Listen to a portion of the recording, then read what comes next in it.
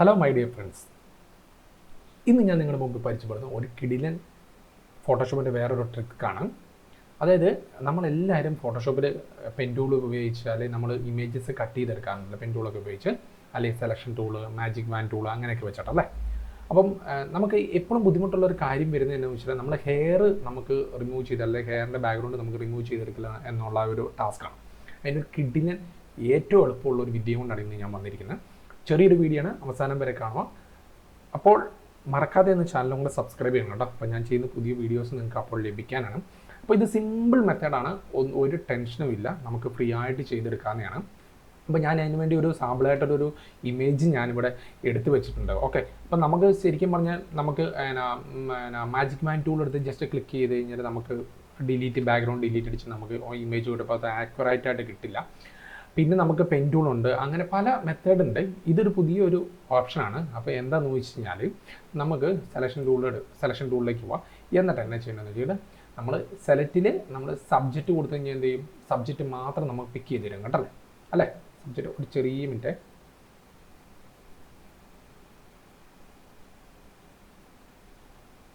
Okay, subject മാത്രമായിട്ട് നമ്മൾ select ചെയ്തെടുത്ത് തന്നിട്ടുണ്ട്. എന്നാലും എന്ത് ചെയ്യുക, കുറച്ച് ഡീറ്റെയിൽസ് ഒക്കെ അവിടെ ഇവിടെയും നമുക്ക് മിസ്സായി പോകുന്നുണ്ട്, നമ്മൾ കാണുന്നുണ്ട്. അപ്പോൾ നമുക്കുണ്ടോ വെച്ചിട്ട് സെലക്റ്റിൽ പോവാം. സെലക്ട് ആൻഡ് മാസ്ക് എന്ന് പറഞ്ഞ ഓപ്ഷൻ നമ്മൾ തിരഞ്ഞെടുക്കും. അപ്പം ഇത് ഇവിടെ റൈറ്റ് സൈഡിൽ എന്തുകൊണ്ട് റെഡായി വന്നേക്കുന്നതെന്ന് വെച്ച് കഴിഞ്ഞാൽ ഇവിടെ റൈറ്റ് സൈഡിൽ കണ്ടോ നമുക്ക് പലതരം വ്യൂകൾ നമുക്കിവിടെ കാണിക്കാൻ പറ്റും. Onion and overlay, black and white, on layers, അങ്ങനെ പല സ്റ്റൈൽസ് ഇവിടെ തന്നിട്ടുണ്ട്. അപ്പോൾ നമുക്ക് എന്താ ചെയ്യുന്നത്, ഇവിടെ മുകളിൽ ലെഫ്റ്റ് സൈഡിൽ കണ്ട സെലക്ട് സബ്ജക്റ്റ്, അത് ജസ്റ്റ് ഒന്ന് ക്ലിക്ക് ചെയ്യാം.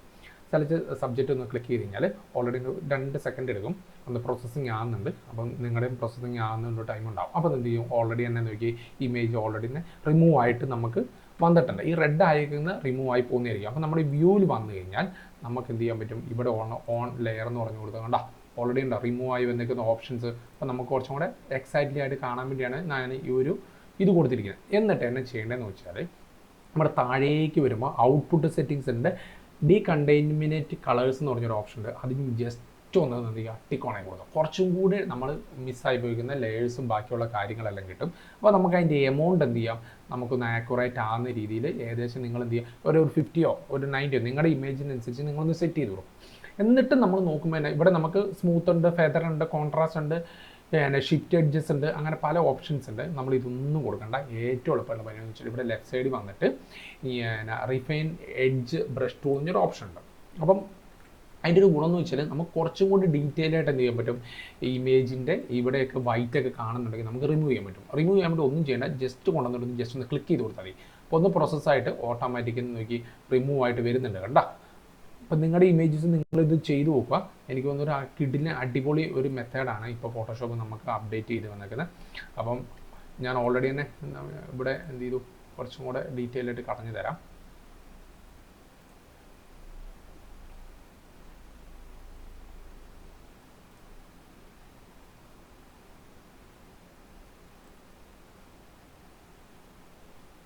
ഓക്കെ, ഏകദേശമൊക്കെ റിമൂവ് ആയിട്ടുണ്ട് കേട്ടോ. എന്നിട്ട് ഞാൻ എന്ത് ചെയ്തു, നേരെ താഴേക്ക് വന്ന് ന്യൂ ലെയർ വിത്ത് ലെയർ മാസ്ക് എന്ന് പറഞ്ഞ ഓപ്ഷൻ ഉണ്ട്. അത് കൊടുത്തതിന് ശേഷം അവിടെ ഉണ്ട് ന്യൂ ലെയർ ഉണ്ട്, ന്യൂ ഡോക്യുമെൻ്റ് അങ്ങനെയൊക്കെ ഉണ്ട്. അതിനകത്ത് രണ്ടാമത്തെ ഓപ്ഷൻ എടുത്തിട്ട് ജസ്റ്റ് ഓക്കെ കൊടുക്കുക. ഓക്കെ കൊടുത്തു കഴിഞ്ഞാൽ ഓൾറെഡി തന്നെ നമ്മൾ ബാക്ക്ഗ്രൗണ്ടൊക്കെ റിമൂവ് ചെയ്ത് നമ്മുടെ ഇമേജ് എന്ത് ചെയ്ത് കിട്ടി. അപ്പോൾ നമ്മുടെ ലെയറിൽ വന്ന് നോക്കിക്കഴിഞ്ഞാൽ ഒരു ഇമേജ് ഉണ്ട്, പിന്നെ ഒരു മാസ്കും ഉണ്ട്. അപ്പോൾ മാസ്കിൻ്റെ അവിടെ എന്ത് ചെയ്യുക, നിങ്ങൾ ഒന്ന് സെലക്ട് ചെയ്തതിന് ശേഷം സെലക്ഷൻ എന്ന് പറഞ്ഞാൽ നമ്മളിവിടെ നിങ്ങൾ കാണാൻ പറ്റും അല്ലേ, ഞാൻ നിങ്ങൾ മാറ്റി കാണിക്കുന്നുണ്ട്. എന്നിട്ട് Ctrl L പ്രസ് ചെയ്യുക.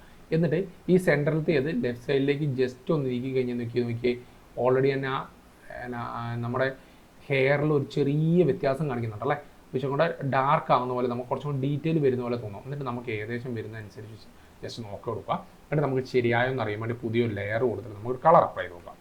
ഓക്കെ, നോക്കി സിമ്പിൾ. നേരത്തെ വൈറ്റ് ആയിരുന്നു, സിമ്പിളായിട്ട് എന്ത് ചെയ്യാൻ പറ്റും, നമുക്ക് പല കളറിലേക്ക് എന്ത് ചെയ്യാം, നമുക്ക് ഷിഫ്റ്റ് ചെയ്തെടുക്കാൻ പറ്റും. നല്ല എക്സാക്ട്ലി ആയിട്ട് നമുക്ക് ഫോട്ടോഷോപ്പിൽ ഹെയർ റിമൂവ് ചെയ്യാൻ വേണ്ടി ഉള്ള ഏറ്റവും എളുപ്പമുള്ള മെത്തേഡാണ്.